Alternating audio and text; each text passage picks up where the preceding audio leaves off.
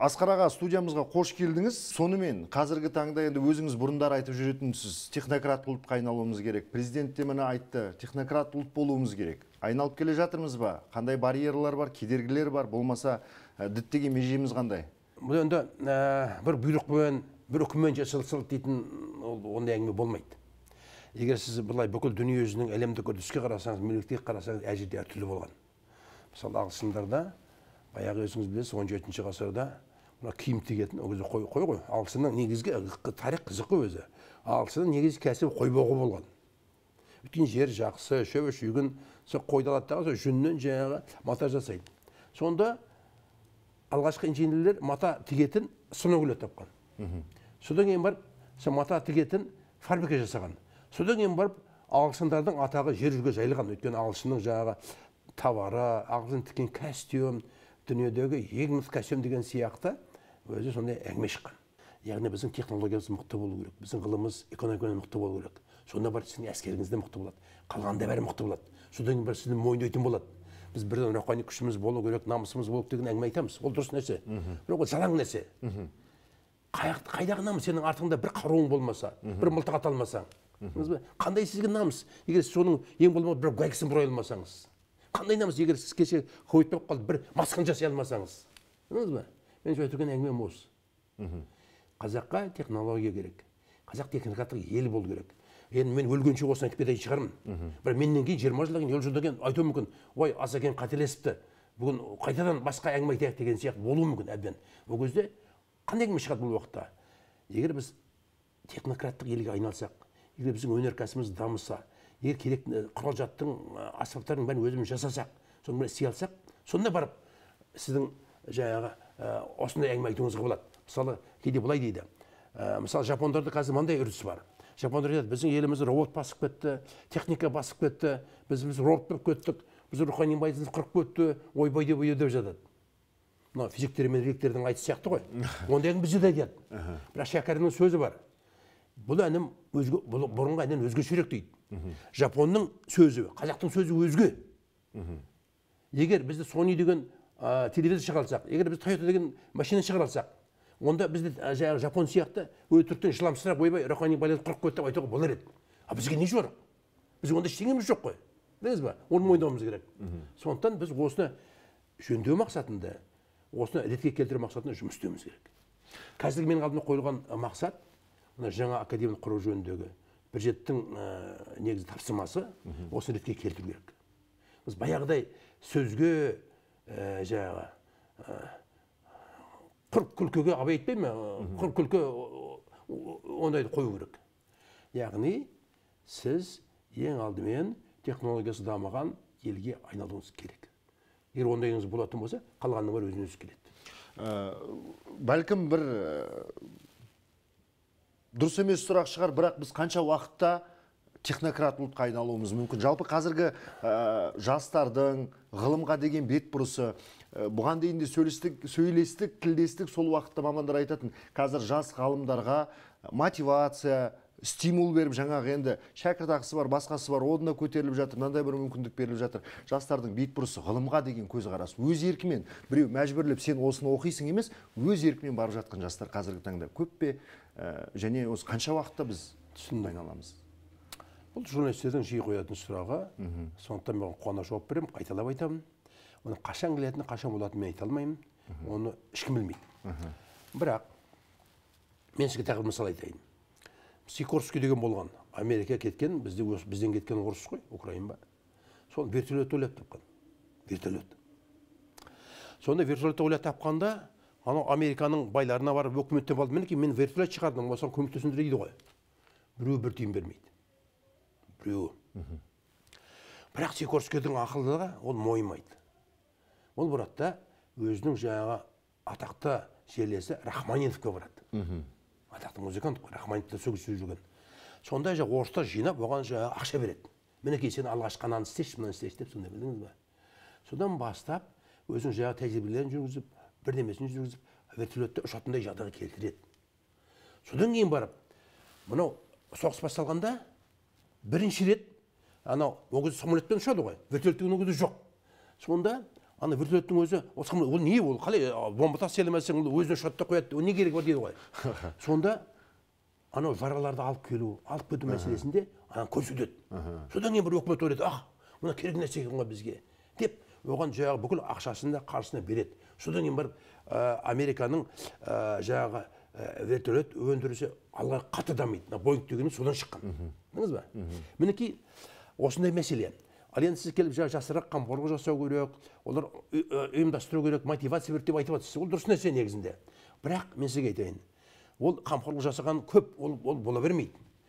Сіз олай жетекпен жүрген тазы ол қоя алмайды. Өзіңіз білесіз ғой, сол сияқты нәрсе ғой. Сондықтан бұларда бізде механизм болу керек. Мысалы, сіз жас ғалым, кәрі ғалым дейтін ол бос сөз ол өзі. Мен сізге айтайын, жастықтың бір көен кемшілігі бар. Өте шығады. Кешесінің 30 дедің, бүгін қарасаң елге өп қалдың. Сол 30-да көмектесіп елде сен талда қаласың. Не ол? Ондай болмау керек.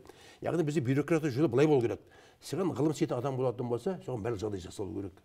Яғни кедергі жасамау керек ең болмағанда. Қағаз жаз бүйт сөйтіп ең болмағанда кедергі жасамау керек. Қалғанның бәрі өзін-өзі келеді. Ғалым деген не? Ғалым деген кім? Ол басында қиялы бар өзінің. Оның қиялын ешкім түсінбеуі мүмкін. Бірақ ол қиял оған дамыл бермейді. Ақын сияқты ғой ол да. Ақын деген не? Мысалы, ақын деген өзі өлең деген кіресте келеді. Жерден жаз келмейді. Білдіңіз ба?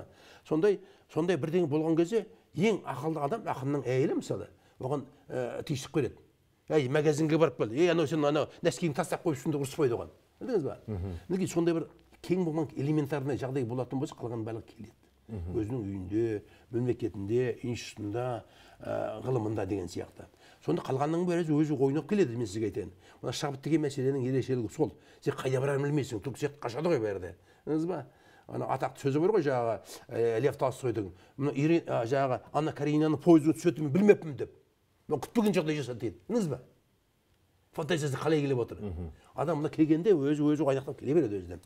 Мінекей осындай жүйе бізде де болу керек. Білдіңіз ба? Сіз оны бұйрықпен, ұрсумен, үгітпен ештеңе істей алмайсыз. Ондай жүйе болады бізде. Мысалы мен қарап жүрмін, мысалы кезінде біздің заманымызда Совет одағында 60 мыңдай ғылыми қызметкер болған. Тәуелсіздіктен кейін 20 мыңға түскен. Қазір өткен жылдан бері қарасам 3 мыңға артыпты, 23 мың біз. Ахмет Бәтірсімнің сөзі бар ғой, әлхамдүлілля 5 миллион қазақпыз дейді. Әлхамдүлілля біз 23 мың ғалым адамбыз. Білдіңіз ба? Мен соған қуанамын. Оның ішінде 23 мыңның ең болмағанда 100-дің біреуі шықса да ол үлкен нәтиже болады. Қалған 99 далаға кетуі мүмкін. Ғылымды қазақ айтады, енемен құзық қазған деп. Сіз ғылымның бәрінен неге өндірмедің, неге өндіріске кіргізбедің, неге нәтиже шықпады деп ұрса бердің, қажеті жоқ, онда ештеңе өзгермейді. Білдіңіз ба? Мінекей осы мәселе келгенде қазақтың психологиясы өзгеру керек. Мысалы айтайын, кеше ғана мысалы менің бір сөзімді президент қайталады, қайта. Соны айтып жүрдім. Мынау боксқа барды. Біреудің мұрнын бұзды. Бітті. Бүкіл атақ, таң, сый-сиябат бәрі соған келеді. Өкімет $250 мың береді. Оған бір депутат тағы машина береді. Оған бір министр тағы бір машина береді. Оған бір әкім тағы квартира береді. Қазір біреуінің 5 машинасы бар екен, соны сатып жатыр. Біреуінің 3 квартирасы бар екен мысалда, оны істерін білмей жатыр мысалда. Мен оған қуанамын. Мен спорттың құрметтеймін. Спорт деген ұлы кәсіп. Егер мықты болсаң, сен неге мұрын бұзбайсың біреудің? Ол оңай шаруа емес. Мұрны бұзу ол оңай шаруа емес. Ол үлкен ғылым, ол үлкен өнер. Мен оны мойындаймын. Онда ешқандай мен дауым жоқ. Алайда, дәл осы аймақта мысалы біздің жас ғалымдар жетістікке жетіп жатыр. Талай. Мен өзің жастарыңызды көп жүремін. Мына олимпиада дейтін нәрсе бар математикалық. Білдіңіз ба? Оны ең бірінші ойлап тапқан венгрлар. Оны қалай тапқанын білесіз бе? Айтайын. 18 ғасырда Венгрия Австро-Венгрия құрамына енген. Сонда венгрдің зиялылары шу көтерген. Біз ананың құрамына ендік. Біздің тіліміз құрып бара жатыр венгр тілі. Мүмкін неміске айналып кетті. Бұл болмайды. Сонда оқу жүйесін өзгертейік деген ғой. Сөйтті ғана патшаға Австро-Венгрияның хат жазады. Біз осы оқу жүйесін өзгертейік, реформа жасайық. Біз конкурс жасайық. Тілдің конкурс жасайық дейді. Тілдің конкурсы деген олимпиада осы. Сосын кейін бұл идея жалғасып, ол математиканың конкурсы, физиканың конкурсы аяғында олимпиадасына айналады. Сол келеді дағы айналып келгенде қазіргі біздің жүйеміз, онда олимпиаданың жүйесі Венгриядан шыққан, одан Россия келген, содан бізге келіп отыр ғой. Мысалы содан жыл сайын барады біздің балалар, 6 бала барады да, содан миллиардсы орнаған біреуі жоқ. Мен айтамын да, өкімет оларға қаржы көрсетіп жатыр. Мысалы 3 миллион 500 мың теңге береді екен бірінші орын алған адамға. Оның мұғаліміне де бір жағы 1-2 миллион ақша береді екен. Бұл өте дұрыс нәрсе. Алайда жағымен салыстырады ғой енді адамды. Мысалы сіз біреудің мұрнын бұзсаңыз, сіз миллионер бола аласыз. Адам бұзсаңыз, сіз де миллионер боласыз енді. Бірақ теңгемен. Мысалы. Неге сонда бір бай шығып, бір Астарын түсіндім. бір мықты шығып, неге оған бір велосипед бермейді ең болмағанда? Мен сұрағым осы. Осының салдарынан бізде мынау Асқар аға сөзіңізді бөлейінші, кешірім сұраймын. Жиі айтып жатады енді. Әлсін мына әлеуметтік желілерде де көріп жатамыз. Біздің өтте бір мықты ғалым, осындай бір ой айтқан жас ғалымдар, осыны ойлап тауып жатқан, осындай идеясы бар.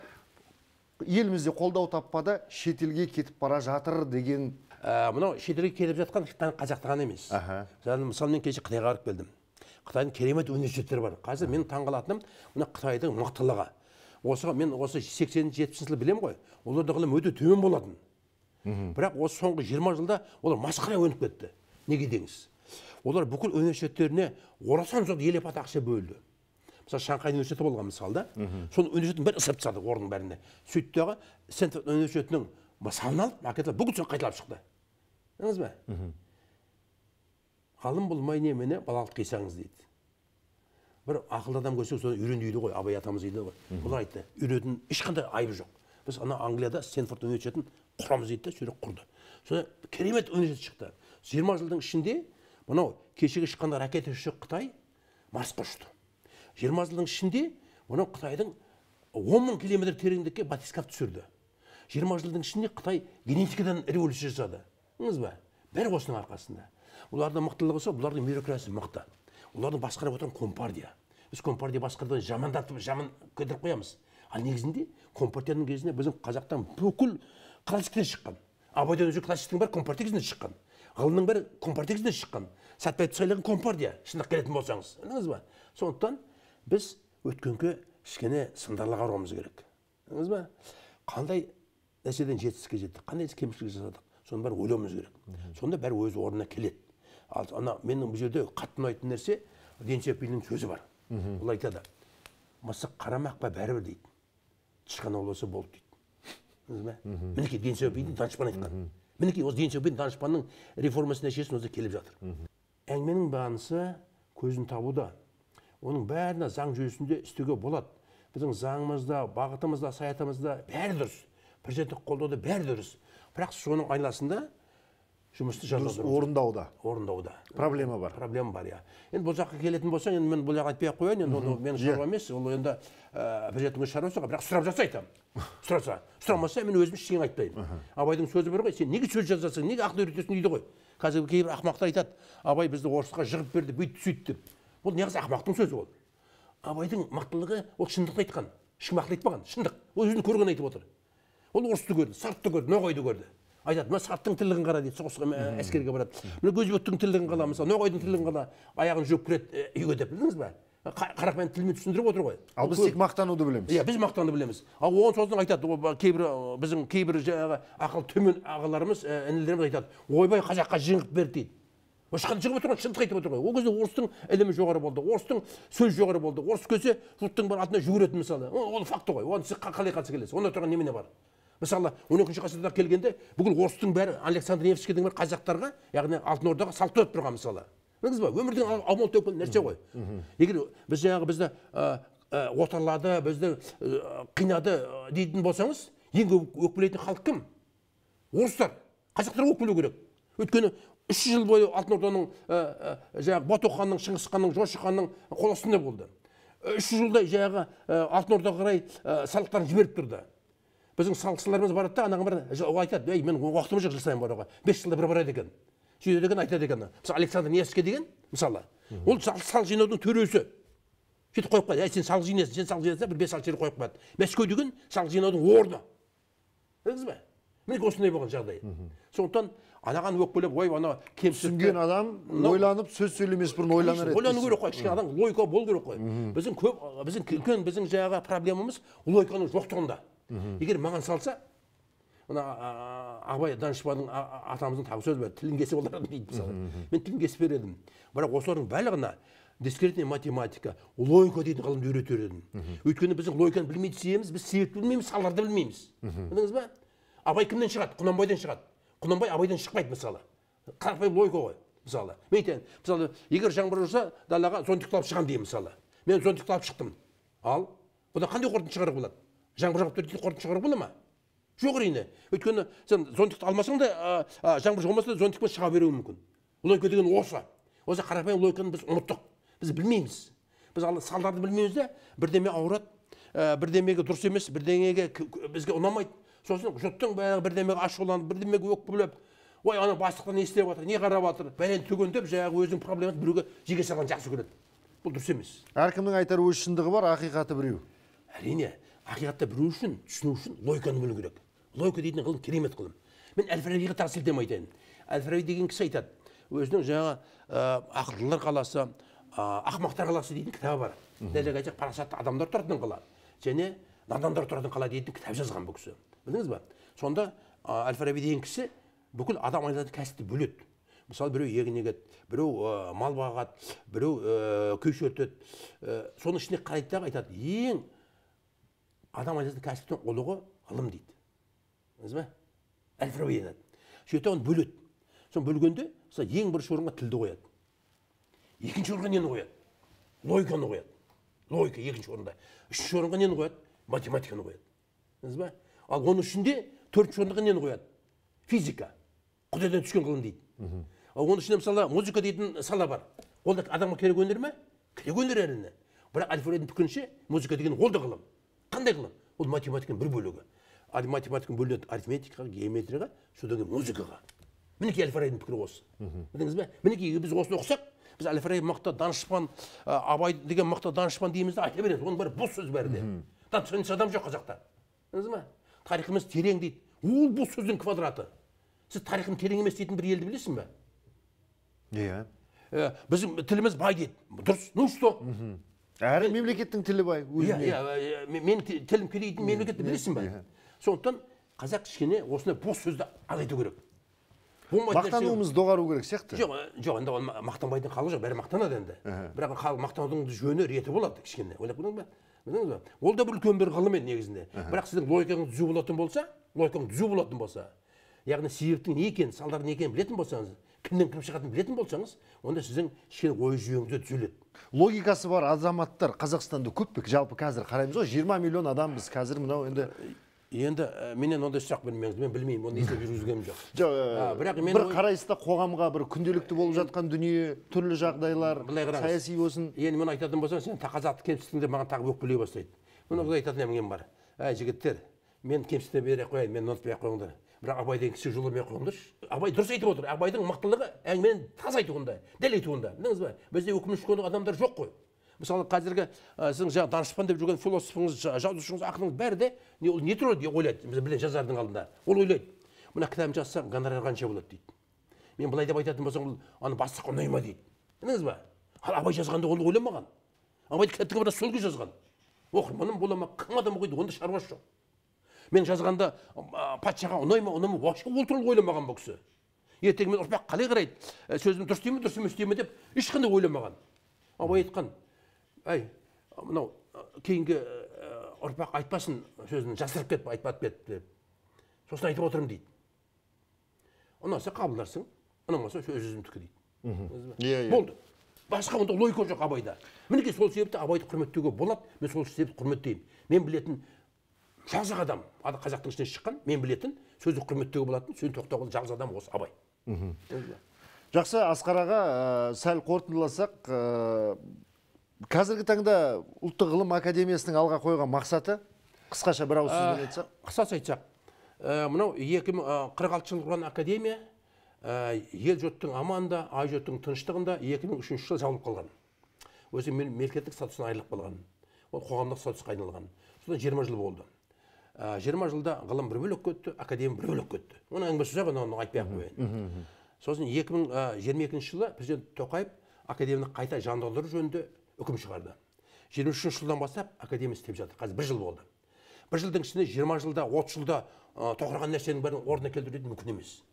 Қазір институттың жартысы ана меншілік қарайды, мына холдингке қарайды, тіпті бір жекеменшік болып кеткен.